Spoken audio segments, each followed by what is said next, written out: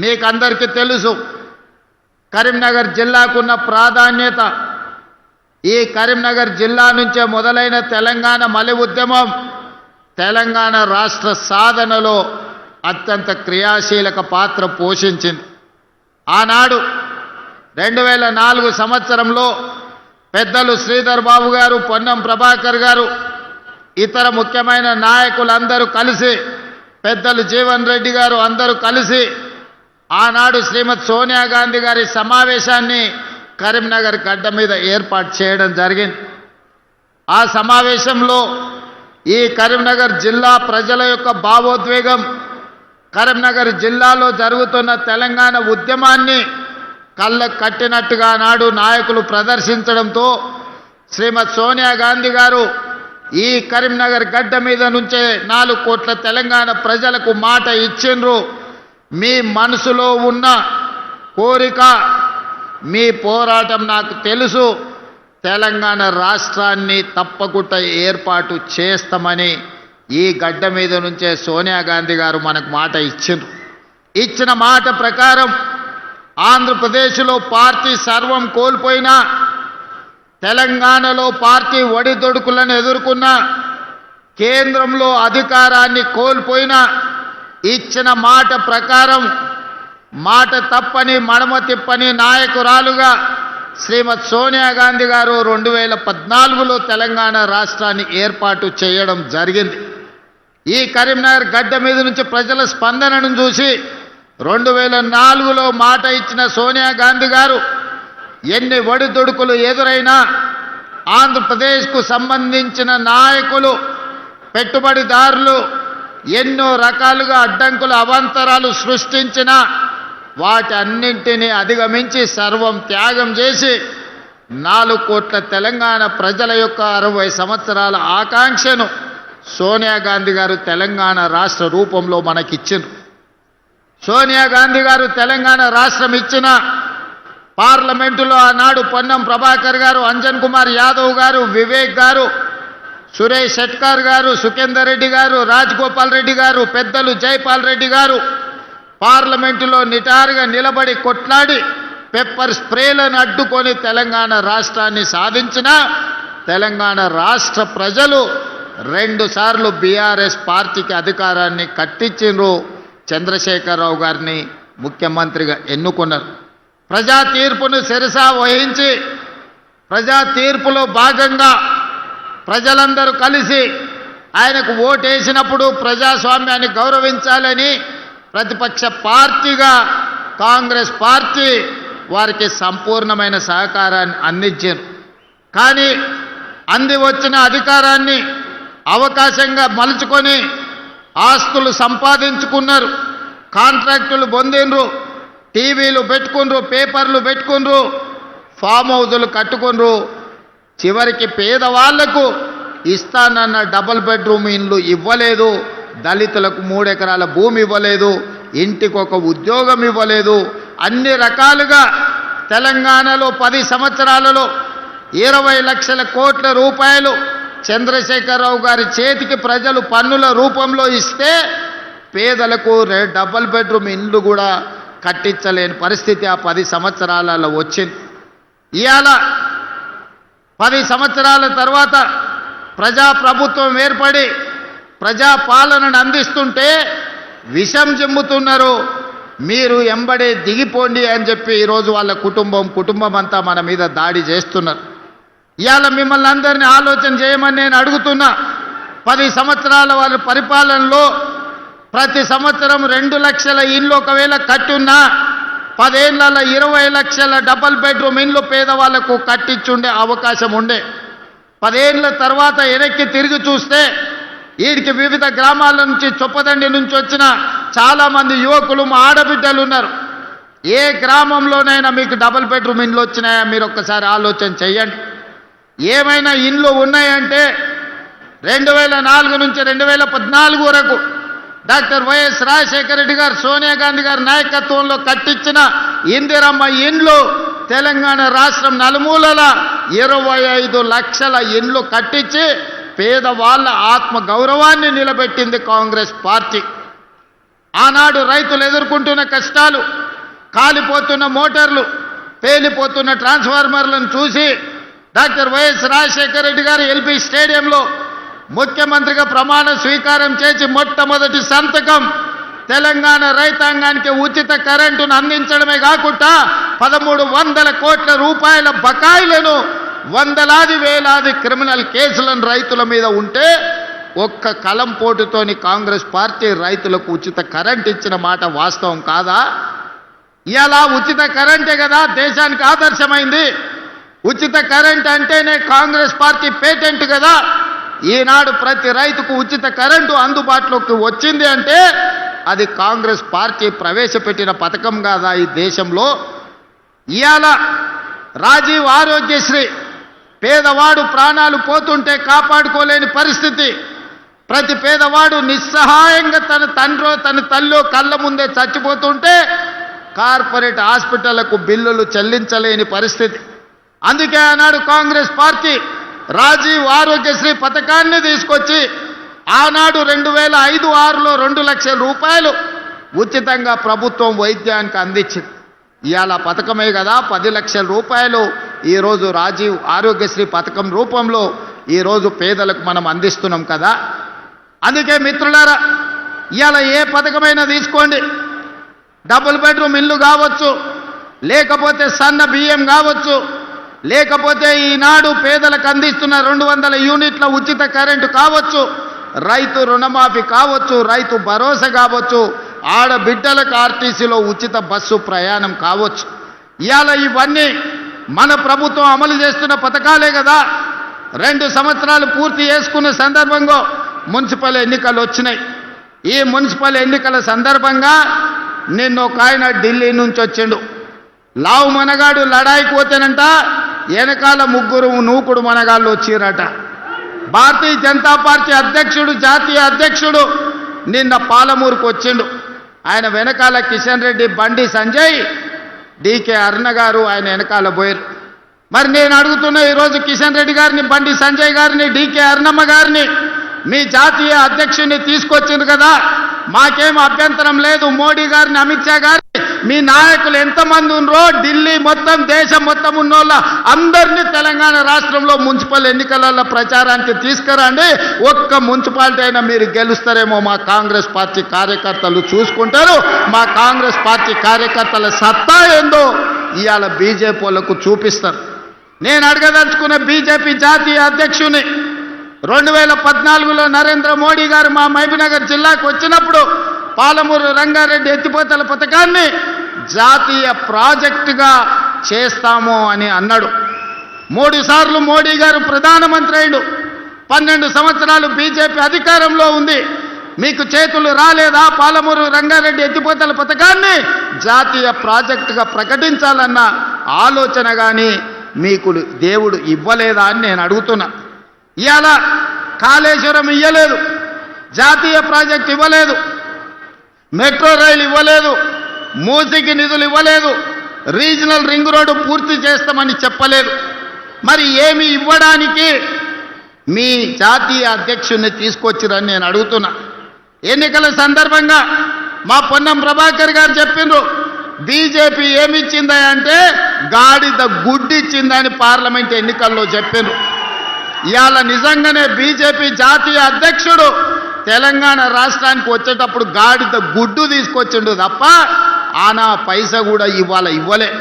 ఏ మొహం పెట్టుకొని 12 ఏళ్ల తర్వాత కూడా నరేంద్ర మోడీ గారు ఇచ్చిన హామీ పాలమూరు రంగారెడ్డి ఎత్తిపోతల జాతీయ ప్రాజెక్టు ఇవ్వకుండా, మెట్రో రైలు 2వ విడత ఇవ్వకుండా, మూసీ ప్రక్షాళనకు నిధులు ఇవ్వకుండా, రీజనల్ రింగ్ రోడ్డును కట్టుకోవడానికి అనుమతులు ఇవ్వకుండా ఏ మొహం పెట్టుకొని ఇవాళ బీజేపీ వాళ్ళు ఇవాళ ఓట్లు అడగడానికి వచ్చిందని నేను అడుగుతున్నా. ఇవాళ సూటిగా నేను అడుగుతున్న బీజేపీ నాయకులను, బీఆర్ఎస్ బీజేపీ బంధం ఫెవికాల్ బంధం కాదా? వీణా వాణి బంధం కాదా? మీ శరీరాలు వేరైనా మీ తలలు ఒక్కటే కాదా? మొన్న జరిగిన పార్లమెంట్ ఎన్నికల్లో బీఆర్ఎస్ చచ్చి అవయవదానం చేసింది. ఎక్కడైనా ప్రమాదంలో ఎవరైనా చావు బతుకుల మధ్యలో ఉంటే వాళ్ళు సంతకం పెడతారు, నా మరణానంతరం నా కిడ్నీలు దానం చేస్తున్నా. నా మరణానంతరం నా కళ్ళు దానం చేస్తున్నా అని మనం అవయదానం చేసేటోళ్ళని చూసినాం.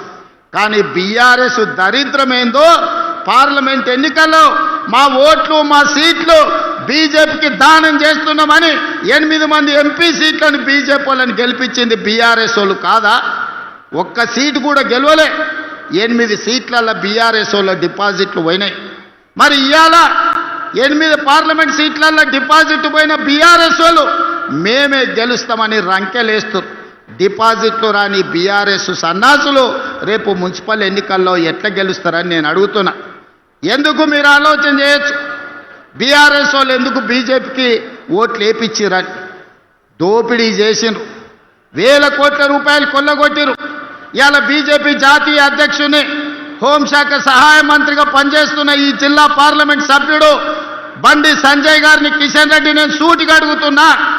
కాళేశ్వరాన్ని ఏటీఎంగా మార్చి 1000 కోట్లు కొల్లగొట్టిందని అమిత్ షా నరేంద్ర మోడీ గారు తెలంగాణ రాష్ట్రంలో అన్నమాట వాస్తవం కాదా? ఇవాళ కాళేశ్వరం మీద కమిషన్ వేసి అవినీతి లెక్కలు తేల్చి వీళ్ళని అరెస్టు చేయండి అని రాష్ట్ర ప్రభుత్వం శాసనసభలో చర్చ చేసి కేంద్రానికి పంపిస్తే సిబిఐ విచారణ ఈ రోజు వరకు ఎందుకు మొదలు పెట్టలే? దీనికి సమాధానం బండి సంజయ్ కిషన్ రెడ్డి చెప్పాల్సిన అవసరం లేదా? 1000 కోట్లు కొల్లగొట్టిన కాళేశ్వరం, 1,00,000 కోట్లు పెట్టి కట్టిన కాళేశ్వరం 3 ఏళ్లలోనే కూలేశ్వరమై కూలిపోతే ఇవాళ సిబిఐ విచారణ కోసం కేంద్ర ప్రభుత్వానికి శాసనసభ సాక్షిగా నిండు సభలో తీర్మానం చేసి సిబిఐ కేసులు పెట్టి కేసీఆర్ను హరీష్ను బొక్కలో తొయ్యండి అని అసెంబ్లీ సాక్షిగా తీర్మానం చేస్తే 6 నెలలైంది. అతి లేదు గతి లేదు, సిబిఐ విచారణ లేదు. మరి దేశ ప్రధానమంత్రి అమిత్ షా గారు కాళేశ్వరాన్ని ఏటీఎంగా మార్చుకొని 1000 కోట్లు కేసీఆర్ కొల్లగొట్టిందని చెప్పినప్పుడు విచారణ చేసి బొక్కలేమని మీకే కదా మేము అధికారం ఇచ్చింది. మీరు ఎందుకు వాళ్ళ మీద కేసు పెట్టలేదు?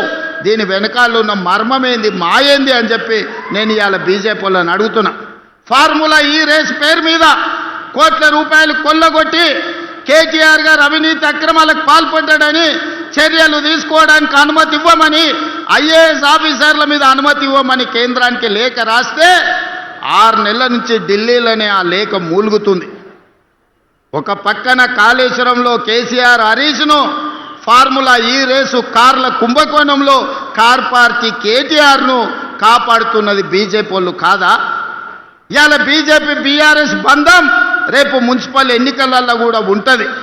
ప్రత్యక్షంగా పరోక్షంగా కరీంనగర్ మున్సిపల్ కార్పొరేషన్లో బీఆర్ఎస్ బీజేపీ ఒకరికొకరు సహకరించుకొని కాంగ్రెస్ పార్టీని దెబ్బతీయాలని గూడుపుటాన్ని చేస్తున్న మాట వాస్తవం కాదా? ఇలా నిజంగానే చిత్తశుద్ధి ఉంటే ఎన్నికల ఓట్ల లోపల కాళేశ్వరం కుంభకోణం మీద హరీష్ని కేసీఆర్ను సిబిఐలో అరెస్టు చేయాలి. ఫార్ములా ఈ రేసులో కేటీఆర్ను అరెస్టు చేసిన తర్వాతనే బీజేపీలు తెలంగాణ రాష్ట్రంలో ఓట్లు అడగాలి. మీ కుమ్ముక్కు రాజకీయాలు, మీ ఫెవికల్ బంధం రాజకీయాలు తెలంగాణ సమాజం గమనిస్తలేదని మీరు అనుకుంటే మీ అమాయకత్వమే అవుతుంది తప్ప ఇంకొకటి కాదు. అందుకే ఇవాళ సూటిగా అడుగుతున్న బీజేపీ నాయకులను, మీ జాతీయ అధ్యక్షుడు వస్తే అనా పైసా వేడు గాడిద గుడ్డు తీసుకొస్తాడు. ఈరోజు అవినీతికి పాల్పడ్డ బీఆర్ఎస్ వాళ్ళని మీరు కాపాడుకుంటూ మీరు ప్రొటెక్షన్ మనీ తీసుకుంటున్నారు వాళ్ళ దగ్గర. ఇవాళ మీరు కాపాడడానికి వాళ్ళ దగ్గర మీరు మామూలు వసూలు చేసుకుంటున్నారు తప్ప మీరు వాళ్ళని అరెస్ట్ చేసే పరిస్థితి లేదు. అందుకే మిత్రులారా, తెలంగాణ సమాజాన్ని ఆలోచన చేయమని నేను చెప్తున్నా. ఇవాళ బీజేపీ బీఆర్ఎస్ వాళ్ళు చీకటి ఒప్పందంలో భాగంగా కాంగ్రెస్ పార్టీని దెబ్బతీయాలని చూస్తున్నారు. 2 ఏళ్లలో మీరేం చేసిండ్రని మమ్మల్ని అడుగుతారు. నేను అడగదలుచుకున్న 10 ఏళ్ళు కేసీఆర్ ఏం చేసిండో, 12 ఏళ్ళు నరేంద్ర మోడీ ఏం చేసిండో లెక్క చెప్పండి. 2 ఏళ్లలో మేము ఏం చేసినామో శాసనసభలో లెక్క చెప్తా. ఒకవేళ మీకు ఈ వేదిక మీద నుంచి 2 ఏళ్లలో మేము ఏం చేసినామో ధైర్యం ఉంటే లెక్క రాసుకోండి. గుండె పగిలి సస్తారు బీజేపీ వాళ్ళు, బీఆర్ఎస్ వాళ్ళు, లెక్క రాసుకోండి అని చెప్పి నేను ఈ వేదిక మీద నుంచి చెప్పదలుచుకున్నా. విద్యార్థుల కోసం ఈ 2 ఏళ్లలో 70,000 ప్రభుత్వ ఉద్యోగాలు ఎల్పీ స్టేడియం సాక్షిగా, శిల్పారామం సాక్షిగా ఎన్నో ఏళ్ల నుంచి నీళ్లు నిధులు నియామకాల పేరు మీద తెలంగాణ ఉద్యమం జరిగితే నియామకాలు మీరు చేపట్టకపోతే ప్రభుత్వంలో 70,000 ఉద్యోగాలు మేము ఇచ్చినాం. 70,000 మంది తలలు లెక్క పెడతా ఎల్బీ స్టేడియానికి ధైర్యం ఉంటే రమ్మని బీఆర్ఎస్ బీజేపీలకు నేను సవాలు విసురుతున్నా. ఇవాళ మీరు బీసీ ఎస్సీ హాస్టళ్లు ప్రకటిస్తే 5 పైసలు ఇవ్వకపోతే ఎక్కడెక్కడనో రూములలో బాత్రూమ్ లేక పిల్లలు కష్టపడుతుంటే 100 యంగ్ ఇండియా ఇంటిగ్రేటెడ్ రెసిడెన్షియల్ స్కూళ్ళు మంజూరు చేసి 20,000 కోట్ల రూపాయలతోని ఈరోజు పనులు ప్రారంభించినాం. బుక్కెడు బువ్వ మీరు చక్కగా పెట్టకపోతే హాస్టళ్లలో చదువుకుంటున్న పిల్లలకు 40% ఈరోజు మనము వాళ్ళ భోజనానికి రేట్లు పెంచినాం. 200% కాస్మెటిక్ ఛార్జీలు పెంచినాం. ఇవాళ ప్రతి విద్యార్థికి పాఠశాలకు వెళ్ళేవాడికి రేపటి నుంచి రేపు వచ్చే అకాడమిక్ ఇయర్లో బ్రేక్ఫాస్ట్ పెట్టాలని ఇవాళ నిర్ణయం తీసుకున్నాం. ఇవాళ ఇదే చొప్పదండిలో డిగ్రీ కాలేజీ లేకపోతే మేడుపల్లి సత్యం అన్న మా యువకులు చదువుకుంటారు. డిగ్రీ కాలేజీ ఇవ్వాలి అంటే ఇవాళ మీకు డిగ్రీ కాలేజీ ఇచ్చినాం.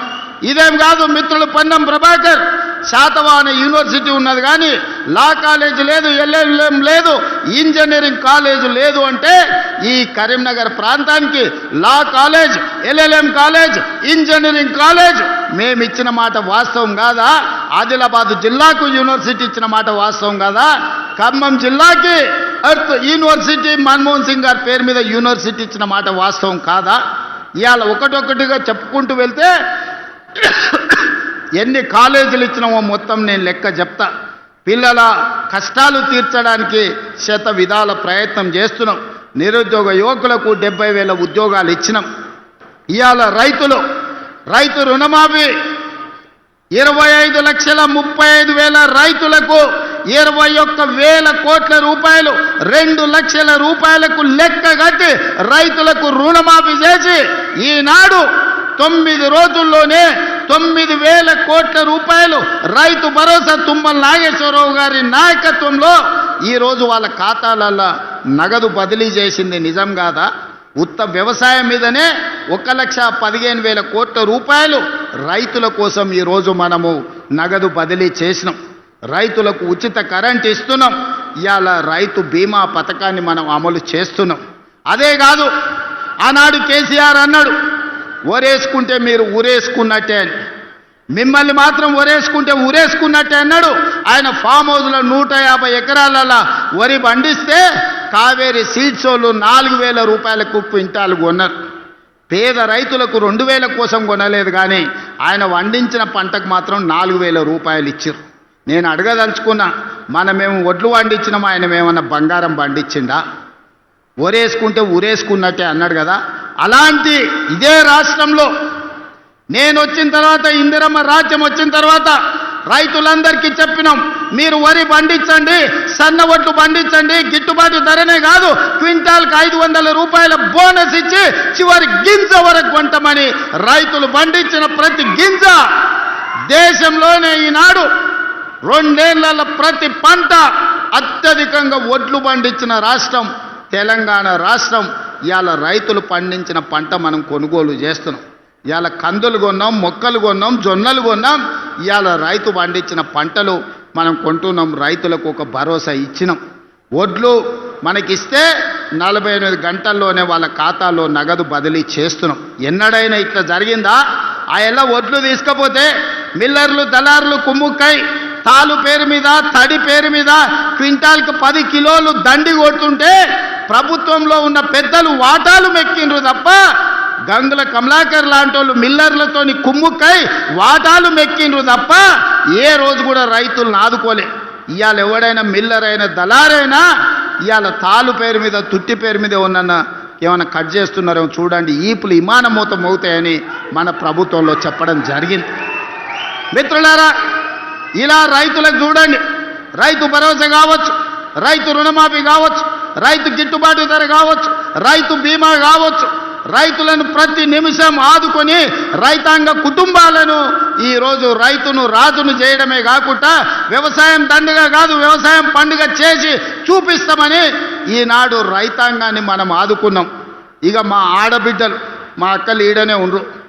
నేను హెలికాప్టర్ల పైనుంచి వచ్చేటప్పుడు తుమ్మల గారికి చూపించిన పాలపిట్టలు లెక్క చీరలు చూడు ఎంత మంచిగా ఉన్నాయో. దసరా పండుగ నాడు పాలపిట్టలు చూసినట్టుంది మా అక్కలు ఆ చీరలు కట్టుకొని వస్తుంటే. ఇవాళ మా అక్కలు కెమెరామెన్ అక్కడ చూపి మా అక్కలందరూ పాలపిట్ట చీరలతో ఎంత మంచిగా ఉన్నారు. ఇంటి ఆయన కూడా సంతోషపడతాడు మా అక్కలందరూ ఇంత మంచిగా కనిపిస్తారు అంటే. ఇవాళ మా అక్కలందరూ పాలపిట్ట చీరలు కట్టుకొని ధైర్యంగా మా తమ్ముడు వచ్చిండు పండుగ పూట చీర పెడితే మాకు సారే అని చెప్పి ఇవాళ తమ్ముడిని ఆశీర్వదించడానికి ఇంత దూరం వచ్చారు మా అక్కలు. ఆ ఎల్ల బతుకమ్మ చీరలు ఇచ్చింది. ఎన్నడన్నా మా అక్కలు కట్టుకున్నారా? ఆ అక్కల్ని ఆలోచన చేయమని నేను అడుగుతున్నా. బతుకమ్మ చీరలు ఆ ఎల్ల ఇస్తే సూరత్ నుంచి కిలోల కొద్ది కొనుక్కొచ్చి కోట్ల రూపాయలు మీరు కమిషన్ తీసుకుంటే బతుకమ్మ చీరలలో కూడా ఆ చీరలు తీసుకెళ్లి వ్యవసాయ పొలాల కాడ మొక్కజొన్న కాడ పిట్టలను బెదిరించనిక కట్టిండ్రు తప్ప ఆడబిడ్డలు ఎప్పుడన్నా ఆ చీరలు కట్టుకున్నారా? మీ బతుకు జడ ఆడబిడ్డలకు పెట్టే చీరల్లో కూడా మీరు కమిషన్ వదలకపోతే మీది కూడా ఓ బతికేనా అని ఇవాళ మా ఆడబిడ్డలు అనే పరిస్థితి వచ్చింది. కానీ ఇవాళ మా అక్కలు సంతోషంగా మేమిచ్చిన ఇందిరమ్మ చీరలు కట్టుకొని ఇవాళ వచ్చారు. అదేవిధంగా మా పొన్నం ప్రభాకర్ చెప్తున్నాడు, మొన్న సమ్మక్క సారలమ్మ జాతరలా లక్షలాది మంది ఆడబిడ్డలకు ఉచిత బస్సు ఇచ్చినామని. నేను అడుగుతున్న ఇవాళ 2 ఏళ్లలో మా అక్కలే సాక్షి, ఏడన్నా బస్సులు ఎవరన్నా ₹1 అడిగినరా అక్క? మిమ్మల్ని కిరాయి అడిగినరా అక్క? నిజం చెప్పురే. అడిగితే మీ తమ్ముని ఫోటో చూపించమని ఆయననే చెప్పిన కదా, కిరాయి పైసలు అయితే మా తమ్ముడు కడతాడు, పట్టణంలో ఉన్నారు తెచ్చుకోపోండి అని చెప్పమన్నానా? 2 ఏళ్లలో ఆడబిడ్డలకు ఉచిత బస్సు ప్రయాణానికి 9,000 కోట్ల రూపాయలు నేను పొన్నం ప్రభాకర్ గారికి లెక్క కట్టి నెల నెల పైసలు కట్టిన. మా ఆడబిడ్డలు బస్సులో ఉచితంగా పోతే ఆ ఎల్లా అమ్మగారింటికి పోవాలన్నా, అమ్మవారిని దర్శించుకోవాలన్నా, కొండగట్టుకోవాలన్నా, వేములవాడ రాజన్నను దర్శించుకోవాలన్నా ఇంటి ఆయన ముందల చేయి చాపాలి మా అక్కలు. అయ్యా నేను రాజన్న దగ్గరకు పోయేస్తా, కొండగట్టుకు పోయేస్తా అంటే ఇంటి ఆయన ఎప్పుడే ఇప్పుడు దసరా పండుగ కదా దీపాలకు పోదు కానీ, లేకపోతే ఉగాది పండుగ పోదు, ఇప్పుడు ఏం తొందర ఉందని. అమ్మగారింటికి పోయేస్తా అంటే ఇప్పుడు ఏమంతా పొడుచుకొచ్చింది అమ్మగారింటికి పోయి చూసిరానికి అని అనేటోడు. కడుపులో బాధ దుఃఖం ఉన్నా ఇక ఆయన నగదు ఇవ్వకపోతే బస్సులో పోలేని పరిస్థితి. మా అక్కలు మనసులే బాధ పెట్టుకొని ఇంటికానే పిల్లల్ని చూసుకుంటూ ఉండేది. ఇవాళ పరిస్థితి ఎట్లుంది? ఇంటి ఆయన బాయికాడిపోతే అక్క అమ్మగారింటికి పోయి అమ్మని చూసి మళ్ళీ సాయంత్రం లోపల ఇంటికి వస్తుంది. అమ్మగారిని దర్శించుకోవాలంటే ఆలోచన లేదు, బస్సు ఎక్కి పిల్లల్ని తీసుకొని చక్కగా పోయి గుడికి పోయి దర్శనం చేసుకొని వస్తుంది. 9,000 కోట్ల రూపాయలు ఇవాళ మా ఆడబిడ్డల కోసం నేను ఖర్చు పెట్టిన. ఒక్కొక్క అక్కకు ఒక్కొక్క చెల్లెకు నెలకు 4-5 వేల రూపాయలు మిగులుతున్నాయి బస్సు ప్రయాణం నౌకరు చేసుకునేటోళ్ళకు. ఇది మేము ఇచ్చింది కాదా? మహిళా సంఘాలు ఆనాడు స్వయక సంఘాలు అంటే ఒక పట్టు ఉండే, ఒక గౌరవం ఉండే. కేసీఆర్ వచ్చి ఖతం చేసిండు. పావులా లేదు, సున్నా లేదు, వడ్డీ లేదు, నగదు లేదు. మా ఆడబిడ్డల చేతుల సిల్లి గవ్వ లేకుండా చేసిండు. మనం వచ్చినాక 27,000 కోట్ల రూపాయలు ఆడబిడ్డల చేతులు పెట్టి మీరు వ్యాపారం చేయండి, మీరు కోటీశ్వరులు కాండి అని 27,000 కోట్ల రూపాయలు ఇవాళ 0 వడ్డీతో మా అక్కల చేతుల నగదు ఆడుతుంది. ఇవాళ బస్సులో ఉచిత ప్రయాణమే కాదు, 1000 బస్సులకు మా పొన్నం ప్రభాకర్ గారు ఆడబిడ్డలను యజమానులను చేశారు. ఆర్టీసీకే బస్సులు పెట్టి ఇవాళ మా ఆడబిడ్డలు నడిపించే పరిస్థితి వచ్చింది.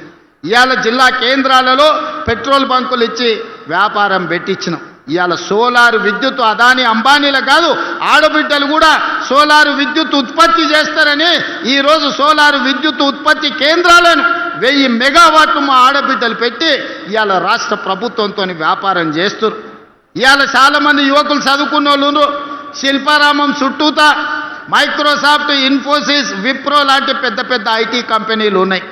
ఆ పక్కనే ఆడబిడ్డలకు 100 కోట్ల రూపాయల భూమి ఇచ్చి 150 స్టాల్స్ శిల్పారామం పక్కనే పెట్టించి వాళ్ళు తయారు చేసే వస్తువులను ప్రపంచానికి అమ్మేటట్టు ఈరోజు అవకాశం కల్పించినాం. ఇవాళ ఇక్కడ ఉన్నోళ్ళు ఎవరన్నా మా అక్కలు తయారు చేసే నిర్మల్ పెయింటింగ్స్ కావచ్చు, చేతితోని తయారు చేసే వస్తువులు కావచ్చు, ఆన్లైన్లో అమెజాన్లో ఆర్డర్ పెట్టడానికి ఇవాళ మా అక్కలు తయారు చేసిన వస్తువులు ఆన్లైన్లో ప్రపంచానికి అందుబాటులోకి తీసుకొచ్చినాం. ఇవన్నీ మా ఆడబిడ్డల ఆత్మగౌరవం పెంచడానికి మేము చేసిన ప్రయత్నం కాదా అని నేను అడుగుతున్నా.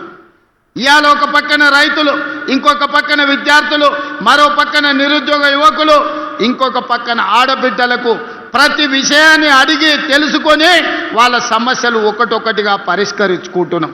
10 ఏళ్ల నుంచి తెలంగాణ రాష్ట్రంలో నీ పీడ బట్టి, నీ చీడ బట్టి సమస్యలు పేర్కపోతే ఒక్కటొకటి పరిష్కరించుకుంటూ వస్తున్నాం. ఆ ఎల్ల మేము అధికారం ఇచ్చినప్పుడు 70,000 కోట్ల అప్పు ఉంటే 10 ఏళ్లలో 8,11,000 కోట్ల రూపాయల అప్పులు మన నెత్తి మీద మోపిండి అయ్యగారు. పోయి ఫామ్ హౌస్లో వండుకున్నాడు, నీ సావు నువ్వు సావని. 8,11,000 కోట్ల రూపాయల అప్పులతోని నాకు అధికారాన్ని చేతులు పెడితే ఏం చెయ్యాలో నాయనా అని దిక్కుదోచని పరిస్థితిలో కన్నోని కాళ్ళు పట్టుకొని ఢిల్లీకి పోయి అడుక్కోనోని అందరి దగ్గర పోయి కూర్చొని ఇవాళ ఒక దారిలోకి పట్టుకొచ్చి ప్రభుత్వాన్ని నడిపే పరిస్థితి తీసుకొచ్చినాం. ఒకటొకటిగా అప్పులు కట్టుకుంటూ వస్తున్నాం. అసలుకు మిత్తికే ఆయన చేసిన అప్పులకు మిత్తి కట్టనికనే నెలకు 5-6 వేల కోట్ల రూపాయలు కట్టాల్సి వస్తుంది. సంసారం దివాలా దీపించిండు, బజార్లో ఇజ్జత్ లేకుండా చేసిండు, సిల్లి గవ్వ ఉట్టకుట్ట చేసి రాష్ట్రాన్ని ఆడ పడేసిపోయి ఫామ్ హౌస్లో వండుకున్నాడు. నీ సావు నువ్వు సావుపో, ఇక నేను రాను బడికే రాని అంటాడు. నెల మాత్రం జీతం తీసుకుంటుండు, దానికి మాత్రం ఏం తక్కువ లేదు. వెనకటికో పెద్ద ఆయనే చెప్పిండంట, మందేమో ఎప్పటోళ్ళనే మూలుగూడనేమో మున్పటోళ్ళనే అని. మందేం తగ్గలే, మూలుగూడ కూడా తగ్గలే. అది అట్లనే ఉంది, ఇది ఇట్లనే ఉంది. కానీ అధికారం ఉంటేనే నేను అసెంబ్లీకి వస్తా, లేకపోతే రానుపో అని అన్నాడు. బడికి రాకపోతే పిల్లగాని ఈపులు వలగొట్టడా అనే పంతులు. ప్రభుత్వ ఉద్యోగి నౌకరికి పోకపోతే జీతం కట్ చేస్తలేరా? మరి ఇవాళ కేసీఆర్కి ఏం కట్ చేయాలని మిమ్మల్ని అడుగుతున్నా. ఒక్కరోజు కూడా అసెంబ్లీకి రాడు, ఒక్కరోజు కూడా ఒక మంచి మాట మాట్లాడాడు. వస్తే ఏదో ఒకటి శాపనార్థాలు పెట్టిపోతాడు.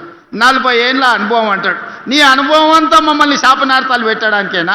ఇది తెలంగాణ సమాజానికి ఏమన్నా మంచిదా? మీరు ఒక్కసారి ఆలోచన చెయ్యండి. అందుకే ఇవాళ వాళ్ళందరూ కట్టగట్టుకొని మన మీద విషం జుమ్ముతున్నారు. ఓ రోజు తండ్రి, ఓ రోజు కొడుకు, ఓ రోజు అల్లుడు, ఓ రోజు బిడ్డ, ఓ రోజు సటకుని కొడుకు.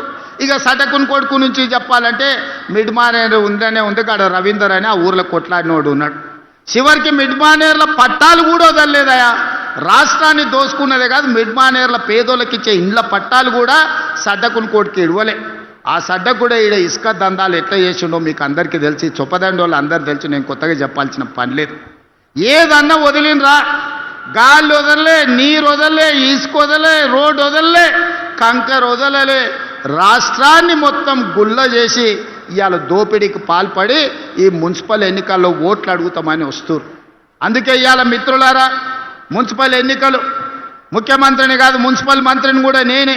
2 ఏళ్లలో రాష్ట్రంలో ఉండే 116 మున్సిపాలిటీలు, 7 కార్పొరేషన్లు, 123 మున్సిపాలిటీలకు 17,442 కోట్ల రూపాయలు ఈ 2 ఏళ్లలో ఖర్చు పెట్టినాం. ఇవాళ ఉత్త కరీంనగర్ జిల్లాలో ఉన్న మున్సిపాలిటీలు మొత్తానికి కలిపి 15 ఉంటే, 2 కార్పొరేషన్లు, 13 మున్సిపాలిటీలు ఉంటే దాదాపుగా 2,778 కోట్ల రూపాయలు ఈ మున్సిపాలిటీలకు ఇవ్వడం జరిగింది. ఒక్కొక్క దాని లెక్కలు కూడా ఈరోజు మన వాళ్ళు నాకు అందించారు. రామగుండానికి 586 కోట్లు ఇచ్చారు. ఉత్త కరీంనగర్కే 1,489 కోట్ల రూపాయలు ఇవాళ కరీంనగర్ మున్సిపల్ కార్పొరేషన్కి ఇచ్చిండ్రు. ఇట్లా ఒక్కొక్కటిగా 2,778 కోట్ల రూపాయలు ఇవాళ మనం ఇచ్చినాం. చొప్పదండి కూడా మున్సిపాలిటీకి 50 కోట్ల రూపాయలు ఇవాళ ఇవ్వడం జరిగింది. రామగుండం కార్పొరేషన్కి ఇవాళ 512 కోట్లు ఇచ్చినాం. నేను ఎందుకు ఇవన్నీ లెక్కలు చెప్తున్నా అంటే, ఇవన్నీ పనులు జరగాలి. పనులు జరగాలంటే మట్టికి పోయినా ఇంటోడే పోవాలని పెద్దలు చెప్పారు. మీ సందులో ఉండే కౌన్సిలరో, మీ కార్పొరేటరో, ఎమ్మెల్యేతోనో మంత్రులతోనో కలిసి పని చేయించుకోకపోతే మీ పనులు ఎక్కడి అక్కడనే ఉంటాయి. రేపు ఈ విడత కాదు, 2వ విడత ఏప్రిల్లో మళ్ళా ఇందిరమ్మ ఇండ్లు ఇచ్చేది ఉన్నది. పేదోళ్ళు ఇండ్లు కట్టుకోవాలంటే మీ కౌన్సిలర్ మంత్రి దగ్గరకు పోయి కూర్చొని ఇల్లు మంజూరు చేయించుకొని రావాలి. ఎమ్మెల్యేతోని పని చేయించుకోలేనోడు, మంత్రులతో పని చేయించుకోలేనోడు ఇవాళ కష్టమవుతుంది అభివృద్ధికి. అందుకే డాక్టర్ సంజయ్ గారు జగిత్యాల మున్సిపాలిటీని అభివృద్ధి చేయాలని ఇవాళ కాగితాలు తీసుకొచ్చి ఇచ్చాడు. జగిత్యాల పట్టణంలో మెయిన్ రోడ్డును మొత్తం విస్తరిస్తామనేది ఈరోజు అడిగినరు. తప్పకుండా జగిత్యాల మున్సిపాలిటీలో రోడ్డును విస్తరించే పని చేస్తాం. వాలంటరీ ల్యాండ్ ఈరోజు జగిత్యాల నియోజకవర్గంలో యంగ్ ఇండియా ఇంటిగ్రేటెడ్ స్కూల్కి అడిగిండు. తప్పకుండా వాటిని అమలు చేసే పని చేస్తాం. మేడ్పల్లి సత్యం 2 పేజీల కాగితాలు తెచ్చి ఇచ్చిండు మీ చొప్పదండి కోసం. తప్పకుండా మిత్రుడు సత్యం భవిష్యత్తున్న నాయకుడు, ఈరోజు జిల్లా పార్టీ అధ్యక్షుడే కాదు, రేపు భవిష్యత్తులో రాష్ట్ర స్థాయికి ఎదగాల్సిన నాయకుడు, యువకుడు, మంచి యువకుడు మీకు ఎమ్మెల్యేగా ఉన్నాడు. తప్పకుండా యువకులను ప్రోత్సహించి చొప్పదండిని అభివృద్ధి చేసే బాధ్యత నాది. అదేవిధంగా ఇవాళ గుళ్ళ గురించి వేములవాడ మా ఆది శ్రీనివాస్ అన్న నువ్వు రావాలి అని నన్ను అడిగిన వేములవాడ రాజన్న దర్శనం. నేను పోదామని మొత్తం తయారు చేసిన. ఎంబడే కొంతమంది పెద్ద మనుషులు వచ్చారు. అన్న వేములవాడ పోయిన వాళ్ళకి ఎవరికి పదవి ఉండలేదు, పోయి వచ్చినాక పదవి పోతుంది అని వచ్చి నాకు చెవులో చెప్పారు. నాకు అర్థం కాలే. అయ్యా నేను పోతున్నది హరిహర మహాదేవుని దగ్గరికి, శివయ్య దగ్గరికి నేను పోతే వచ్చిన సమస్య ఏంది, అదెట్లనో చూద్దాం. ఇట్లాంటి అపవాదులు శివయ్య మీద ఉండొద్దు, ఏదేమైనా సరే నేను వస్తపా అని వేములవాడ రాజన్నను దర్శనం చేసుకుని 150 కోట్ల రూపాయలు నిధులు కేసీఆర్ మాట ఇచ్చి శివయ్యను మోసం చేస్తే వేములవాడ రాజన్న అభివృద్ధికి 150 కోట్ల రూపాయలు మంజూరు చేసి ఇలా పనులు జరుగుతున్నాయి. ఆ తర్వాత నేను సర్పంచ్ల 66% సీట్లు గెలిచిన అంటే శివయ్య మనల్ని ఆశీర్వదించినట్ట, శివయ్య మన పదవి పోగొట్టినట్ట? ఒక్కసారి ఆలోచన చేయండి.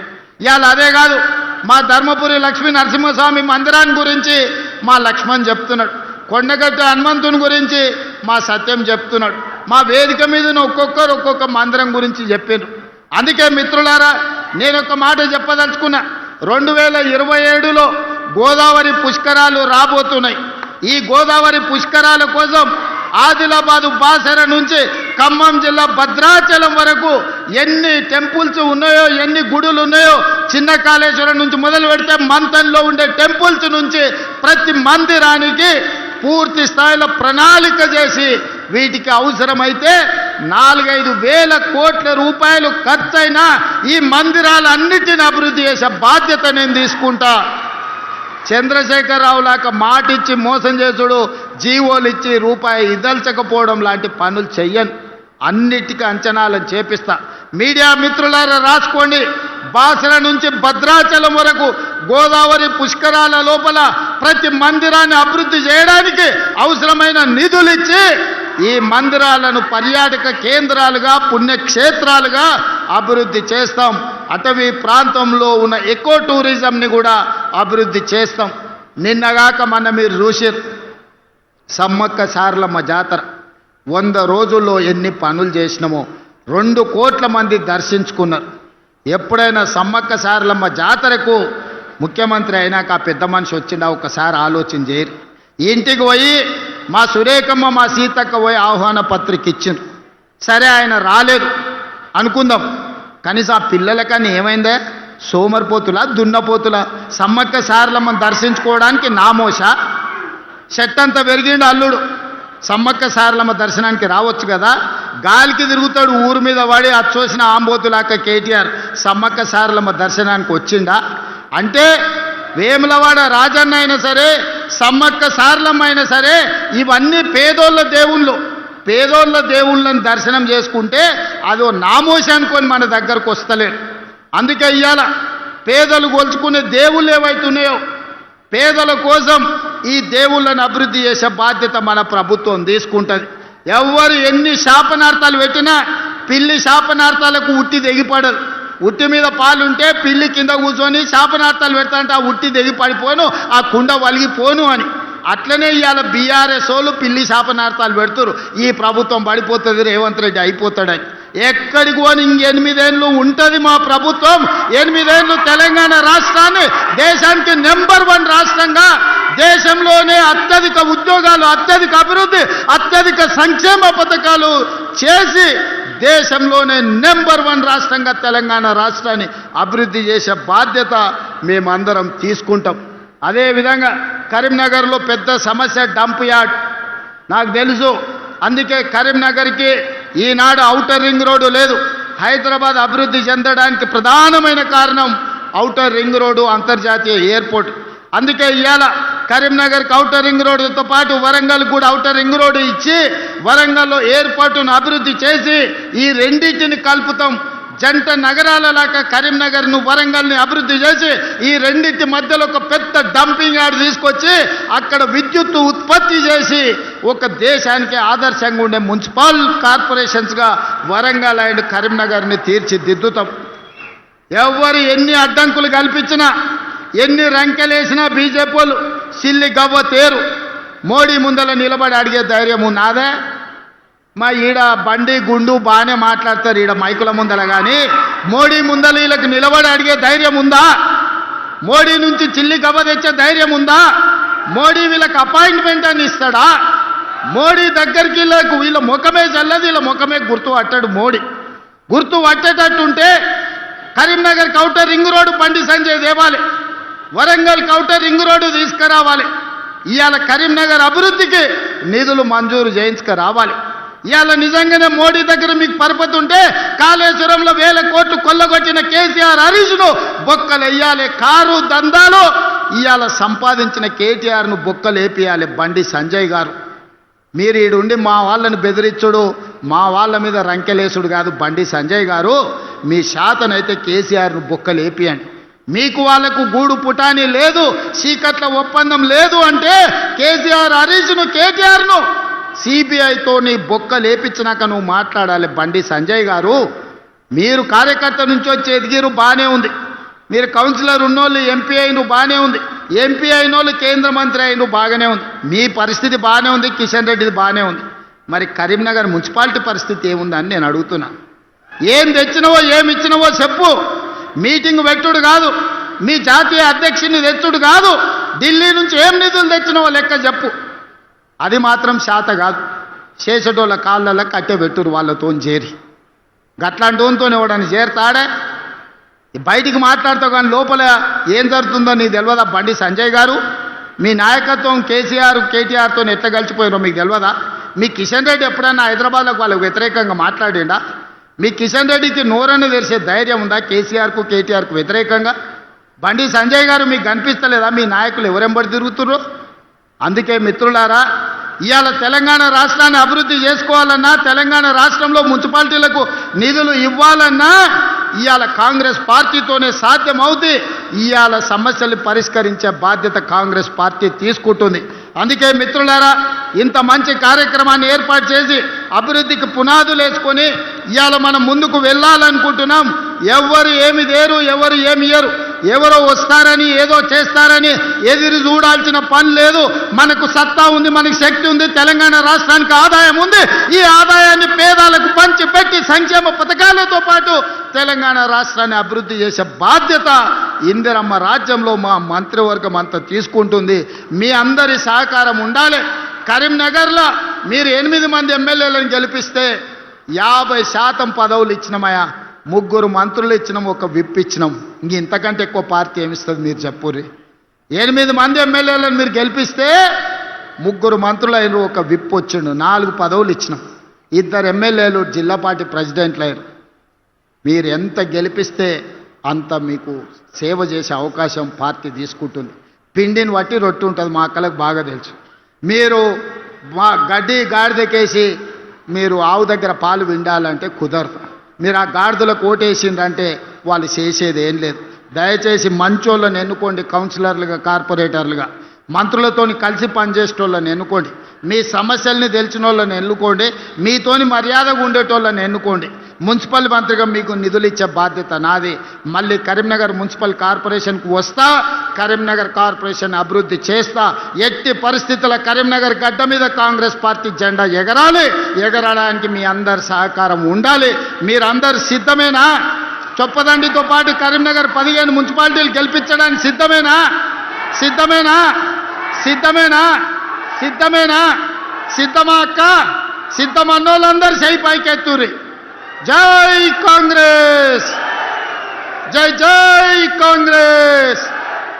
హస్తం గుర్తుకే, గట్టిగా హస్తం గుర్తుకే, హస్తం గుర్తుకే. ధన్యవాదాలు మిత్రులారా. గౌరవనీయులైన ముఖ్యమంత్రి గారు, ప్రజా పాలన అంటే ఏమిటో ప్రతి పదంలో ప్రతిధ్వనించింది వారి సందేశంలో. ఇప్పుడు 110 కోట్ల 10 లక్షల 12,000 చెక్